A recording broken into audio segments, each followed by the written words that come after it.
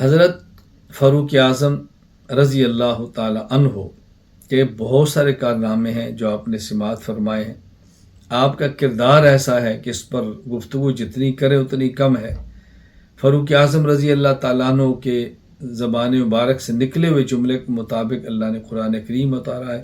یہ آپ فضائل اور مناقب سماعت فرما چکے ہیں۔ میں چند ایک باتیں عرض کر رہا ہوں جس کو سمجھنا بہت ضروری ہے۔ محرم کے حوالہ سے یہ ذہن نشین فرما لیں کہ محرم الحرام 9 اور 10 یا 10 اور 11 یہ روزہ رکھنا ہے۔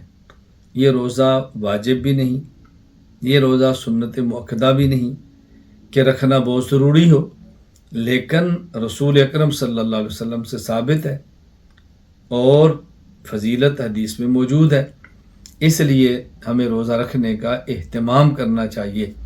لیکن اگر کوئی بندہ روزہ نہ رکھے تو قطعاً اس کے اوپر اعتراض نہیں کرنا۔ یہ بات ذہن نشین فرما لیں۔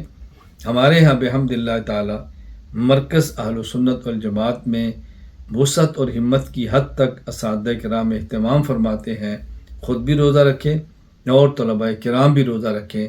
میں آپ حضرات سے گزارش کروں گا جہاں تک میری آواز پہنچے 9 اور 10 یا 10 اور 11 محرم آپ روزہ رکھیں۔